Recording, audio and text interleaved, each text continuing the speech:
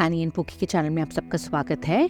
चलिए आए सुनते हैं महाभारत की कहानी। एपिसोड 16, द्रोणाचार्य की कहानी। एक दिन जब महर्षि भारद्वाज जब सुबह गंगा स्नान करने गए, वहाँ उन्होंने घृताची नामक अप्सरा को जल से निकलते हुए देखा। यह देखकर उनके मन में विकार आ गया था और उनका वीर्य स्खलित होने लगा। यह देखकर उन्होंने अपना वीर्य को द्रोण नामक एक बर्तन में एकत्रित कर लिया था। उसी से द्रोणाचार्य जी का जन्म हुआ था। उत्तर पांचाल के राजा पृषद भारद्वाज के मित्र थे। उन्होंने अपने बेटे द्रुपद को उनके पास पढ़ने भेजा था। द्रोण और द्रुपद साथ ही खेलते थे और साथ ही पढ़ते थे। आगे चलकर राजा पृषद की मृत्यु हो गई और उनके बाद द्रुपद पांचाल के राजा बन गए थे और कुछ समय के बाद भारद्वाज की भी मृत्यु हो गई थी। द्रोण अब चारों वेदों में प्रकांड पंडित हो गए थे।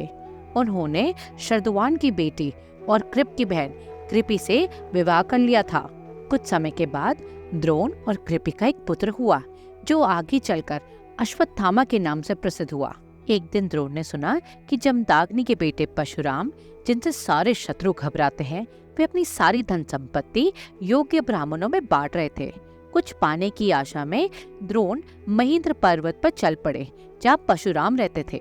महेंद्र पर्वत पर परशुराम के सामने पहुंचकर द्रोण ने सबसे पहले उन्हें साष्टांग प्रणाम किया। फिर द्रोण ने बताया कि वे जन्म से एक ब्राह्मण है और महर्षि भारद्वाज के पुत्र हैं, मगर वे किसी स्त्री से उत्पन्न नहीं हुए। यह सुनकर परशुराम ने पूछा, तुम क्या चाहते हो ब्राह्मण? द्रोण ने उत्तर दिया, कृपया करके अपनी अपार संपत्ति से मुझे कुछ दे दीजिए। परशुराम ने कहा, सारा सोना और जमीन तो मैं बांट चुका हूँ, केवल मेरे शस्त्र और मेरा शरीर बचा है। परशुराम ने द्रोण से पूछा, बोलो तुम उनमें से क्या लोगे? द्रोण ने उत्तर दिया, मुझे अपने शस्त्र दीजिए और उनके रहस्य समझाइए। परशुराम ने बड़ी प्रसन्नता से द्रोण को अपने शस्त्र दिए और उनके रहस्य समझाए। शस्त्रों का ज्ञान पाकर द्रोण काफी खुश हो गए। तभी उन्हें अपना पुराना मित्र द्रुपद याद आ गया। उसके पश्चात द्रोण पांचाल देश पहुँचे और द्रुपद के दरबार में जाकर बोले, मित्र, क्या तुमने मुझे पहचाना? द्रोण के मुख से ऐसी बात सुनकर राजा द्रुपद ने उन्हें बहुत भला बुरा कहा। द्रुपद ने कहा कि एक राजा और साधारण ब्राह्मण कभी मित्र नहीं हो सकते। राजाओं के गरीब दोस्त नहीं होते। उस समय हम दोनों समान थे, इसलिए मित्र थे। अब मैं एक धनी हूँ और तुम निर्धन हो। द्रुपद की ये बात द्रोण को अच्छी नहीं लगी और वो किसी तरह द्रुपद से अपने अपमान का बदला लेने की बात सोचते हुए हस्तिनापुर आ गए। हस्तिनापुर में द्रोण कृपि और अश्वत्थामा के साथ अपने बहनोई कृप के घर में रहने लगे। एक दिन कुरुवंश के सब राजकुमार शहर के बाहर गिल्ली डंडा खेलने गए। खेल के बीच गिल्ली एक गहरे सूखे कुएं में जा गिरी। राजकुमार उसे निकालने की कोशिश करके निराश हो गए। तभी उन्हें एक ब्राह्मण दिखाई दिया। वे उस ब्राह्मण के पास गए जो द्रोण थे। द्रोण ने उनसे कहा, प्रतापी भरत के वंशज अपनी गिल्ली वापस नहीं ला सके। कैसे क्षत्रिय हो तुम? धिक्कार है तुम्हारे धनुष पर। द्रोण ने कहा, अगर तुम लोग मुझे खाना खिलाने का वचन दो तो मैं तुम्हारी गिल्ली ही नहीं, ये अंगूठी भी निकाल लूंगा जो मैं इस कुएं में फेंक रहा हूँ। इसके साथ द्रोण ने अंगूठी कुएं में डाल दी। तब पांडवों के सबसे बड़े भाई युधिष्ठिर ने कहा, अगर कृपाचार्य जी ठीक समझे तो आप हमसे रोज भिक्षा ले जाया करें। द्रोण सिर्फ मुस्कुराए और मुट्ठी भर घास उखाड़ कर बोले, मैं मंत्र बोलकर इनमें शस्त्रों की शक्ति भर दूंगा। अब मैं एक घास से दूसरी घास बांधकर श्रृंखला बनाऊंगा और उससे गिल्ली बाहर निकाल दूंगा। जब द्रोण ने सचमुच गिल्ली निकाल दी, राजकुमार चकित रह गए और बोले, ब्राह्मण, अब अंगूठी भी निकाल दीजिए। द्रोण ने अपने धनुष से एक बाण छोड़ा और अंगूठी उसमें बींधकर बाहर आ गई। उसे द्रोण ने चकित राजकुमारों की ओर बढ़ा दिया।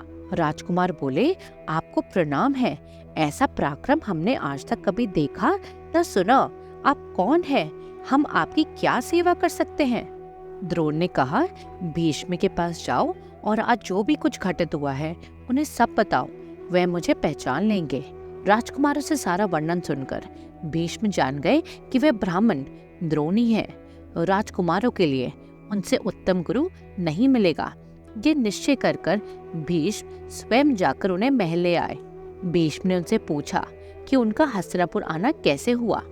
द्रोण ने उत्तर दिया, बहुत समय पहले वे महर्षि अग्निवेश से शस्त्र विद्या सीखा करते थे। पांचाल देश का राजकुमार द्रुपद बचपन से ही मेरा सहपाठी रहा था और वो मुझसे एक ही बात बोला करता था, द्रोण, जब पिता के बाद मैं पांचाल की गद्दी पर बैठूंगा, मेरी संपत्ति तुम्हारी भी संपत्ति होगी, ये मेरा वचन है। कुछ वर्षों के बाद एक दिन मेरे बेटे अश्वत्थामा ने पड़ोसी के धनी बच्चों को दूध पीते देखा और दूध देखकर वह मचल पड़ा और उसके दोस्तों ने उसे बहला फुसलाकर पानी में आटा घोलकर पिला दिया और मेरा पुत्र अश्वत्थामा उसे दूध समझकर खुशी से नाच पड़ा। मुझे ये घटना अच्छी नहीं लगी। लोगों ने मुझे बहुत सुनाया और कहा, धिक्कार है द्रोण पर, जो धन पाने के लिए कुछ नहीं करता। दूध के लिए तरसता उसका बच्चा आटे का घोल पीकर ही खुश हो गया। मुझसे ये सब सहन नहीं हुआ और मैं अपनी पत्नी और बच्चे समेत पांचाल देश चल पड़ा। बचपन की मित्रता और उसके पुराने वचन के भरोसे मैं बड़े विश्वास के साथ उसके सामने जा पहुंचा। किंतु जब मैं उससे मिलने गया तब वह अपना वचन भूल गया और सारी सभा के बीच में उसने मेरा अपमान कर दिया। वहां से चलकर मैं योग्य शिष्यों की तलाश में हस्तिनापुर आया हूँ। आप जैसा आप उचित समझे। और भीष्म ने कहा, अब आपके धनुष का उपयोग कुरुवंश के राजकुमारों को धनुर्विद्या सिखाने में होगा। कुरुवंश की सारी धन दौलत आपकी है। ये कुरुवंश आपका सेवक है। आप जो आज्ञा देंगे वही होगा। भीष्म ने द्रोण को धन से भरा हुआ एक सुंदर घर रहने के लिए दिया और फिर पांडवों और कौरवों की शिक्षा का कार्य उन पर सौंप दिया। आगे की कहानी सुनने के लिए सुनते रहिए एनी एंड पोकी को। और अगर आपको मेरा चैनल पसंद आ रहा है तो चैनल को लाइक और सब्सक्राइब करना ना भूलें। धन्यवाद।